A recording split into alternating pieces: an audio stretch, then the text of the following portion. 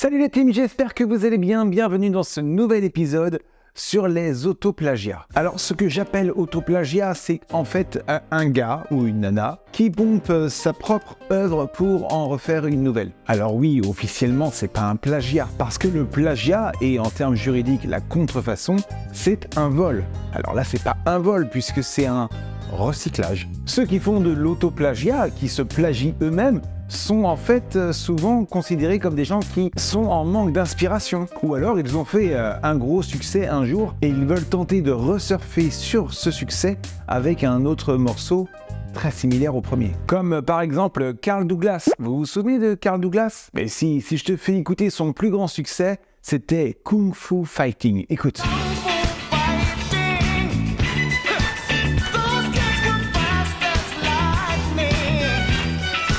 Ah bah oui, ça tout le monde connaît. Du coup, Carl Douglas, il s'est dit, oh là là, qu'est-ce que je pourrais inventer d'autre? Je vais reprendre le même style, le même sujet, et retenter de faire un gros tube à succès.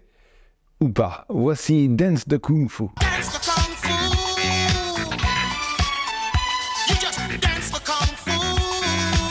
Mais un artiste victime d'autoplagiat peut être également quelqu'un qui a tellement composé de morceaux que finalement il finit par se recycler. Et en France, on a quelques artistes comme ça, comme Christophe Maé, mais surtout l'artiste préféré des Français, Jean-Jacques Goldman. Et je vous en avais déjà parlé dans un précédent épisode. Il avait fait du recyclage par exemple sur Aïcha de Raled et Les Derniers seront les premiers de Céline Dion. Comme si je n'existais pas, elle est passée à côté de moi. Les derniers seront les premiers dans notre réalité. Ou Je t'attends qu'il a écrit pour Johnny et Je te donne qu'il a chanté en duo avec Michael Jones. Jusqu'à nos plus belles mauvais les dire. Ce que j'imagine et ce que je crois. Et j'ai même retrouvé un combo de 3 chansons similaires. Les Murailles, Davy et la chanson des restos. Même mélodie, mêmes idées. Et l'on jurait avant que ça durerait toujours. Elle met du vieux pain sur son balcon pour attirer les moineaux, les pigeons. Davy, pas les mieux, pas les pires.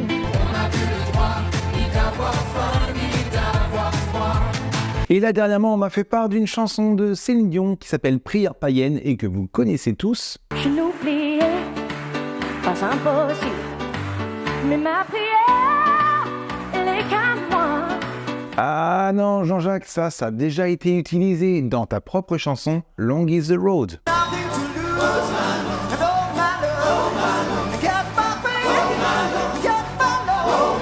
Bon, il est loin d'être le seul à faire ça. On avait parlé de Christophe Maé ou même de Renaud Robillot. Alors vous le connaissez peut-être pas si vous n'aviez pas vu ma vidéo que j'avais faite sur lui.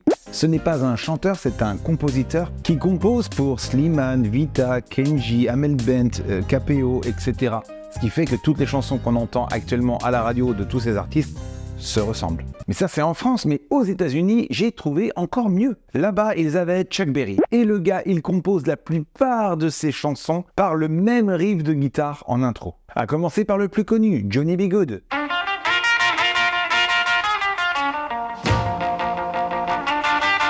Mais il y a aussi Let It Rock.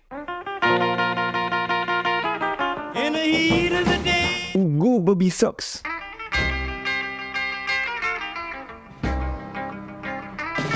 C'est pas tout, Promised Land, écoute. Et aussi Roll Over Beethoven.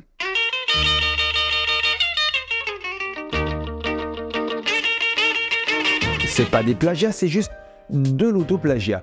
Une sorte de manque d'inspiration peut-être pour trouver d'autres solos, ou alors une signature pour dire attention, le prochain morceau que vous allez écouter est un morceau de Chuck Berry. En tout cas, ce riff est devenu tellement célèbre qu'il sera lui-même plagié par un groupe français, le groupe Téléphone, qui commencera leur tube Hygiaphone par ce riff d'intro.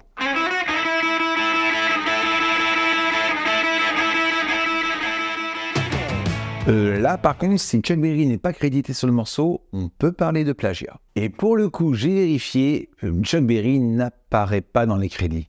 Non. Pas bien, Téléphone. Allez, on revient sur un artiste que vous connaissez tous et que j'ai déjà traduit sur cette chaîne YouTube. C'est Lou Bega qui a sorti son tube Mambo No. 5. Écoute. A little bit of Monica in my life. A Ça, c'est un des plus gros succès de la fin des années 90, début des années 2000. Un si gros succès que l'artiste s'est dit « Oh là là, il faut que je fasse un album derrière avec d'autres chansons qui normalement n'ont rien à voir avec la première. » Enfin, le même esprit, mais peut-être pas la même, quoi. Parce que là, 1 + 1 make 2, 1 + 1 = 2. Excuse-moi, mais c'est le même morceau, ou presque. Baby, show me 1 + 1 is 2. Show me all the things that you can do. Show me that you need me. Show me that you love me. Le groupe de légende The Kinks a aussi fait de l'autoplagiat. Quand le groupe sort Destroyer, ils utilisent exactement le même riff de All Day and All of the Night. Ça, c'est Destroyer. There's a rat under my bed, a little green man in my head. Et ça, c'est All Day and All of the Night.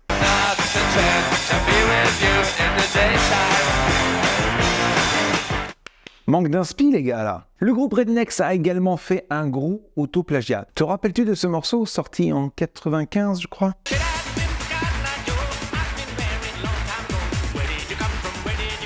Oh là là, les gars, gros succès. Il faut qu'on revienne l'année suivante avec un tout nouveau morceau qui n'a absolument rien à voir. La prochaine chanson, ça n'a rien à voir. Non, c'est totalement différent. Ça s'appelle pas du tout Cotton Eye Joe. Non, ça n'a rien à voir, c'est un autre son, c'est un autre style, c'est... Ça s'appelle Old Pop in an Oak.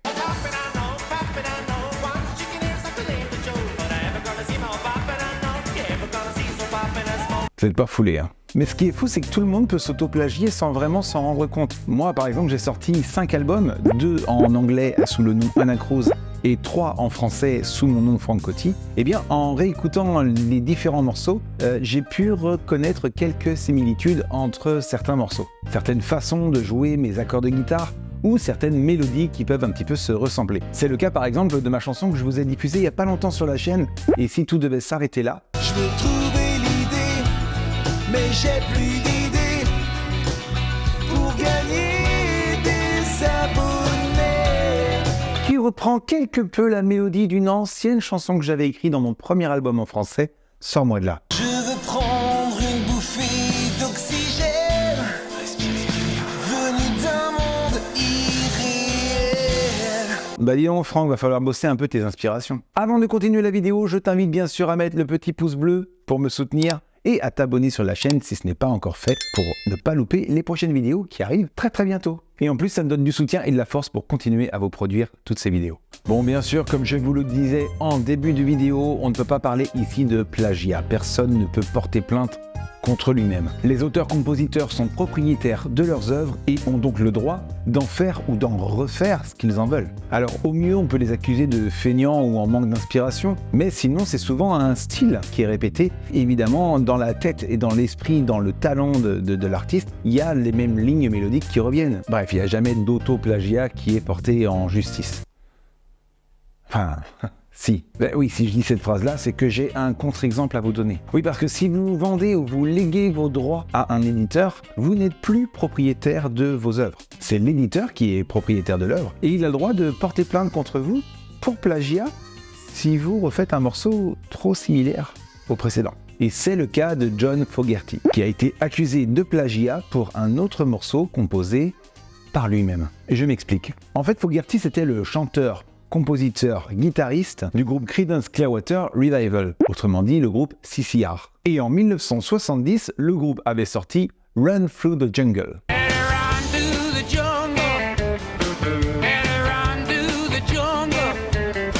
Composé donc par John Fogerty. Mais quand plus tard le groupe s'est dissous, c'est pas cher, hein? Fogerty a dû abandonner ses droits d'auteur au groupe, en signant un contrat d'engagement, comme quoi il se libérait de ses droits et qu'il les laissait au groupe CCR. Et quand quelques années plus tard, en 1985, il décide de sortir une chanson à lui, en solo, qui s'appelle The Old Man Down the Road,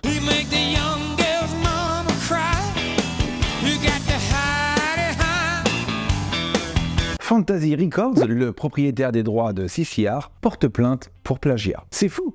Et pour prouver son innocence, Fogerty est obligé d'aller à la barre du tribunal avec sa guitare pour jouer les 2 morceaux qu'il avait lui-même composés et prouver que ce n'était pas exactement la même grille d'accords et la même mélodie, afin de démontrer qu'elles étaient assez différentes l'une de l'autre. Un procédé qui a fonctionné apparemment puisque le tribunal lui donnera finalement raison. Pas plagiat. Et d'ailleurs ça doit être un procédé qui fonctionne bien puisque c'est ce qui est également arrivé à Ed Sheeran qui a joué à la barre son morceau Thinking Out Loud pour prouver qu'il n'était pas assez similaire du morceau de Marvin Gaye, Let's Get It On, pour lequel les héritiers de ce dernier avaient porté plainte. Les amis, j'espère que cette vidéo vous a plu. Si vous connaissez d'autres artistes qui se sont autoplagiés, n'hésitez pas à me les mettre dans les commentaires pour que je puisse vous travailler à un prochain épisode, pourquoi pas. Sur ce, je vous dis à très bientôt pour une autre vidéo.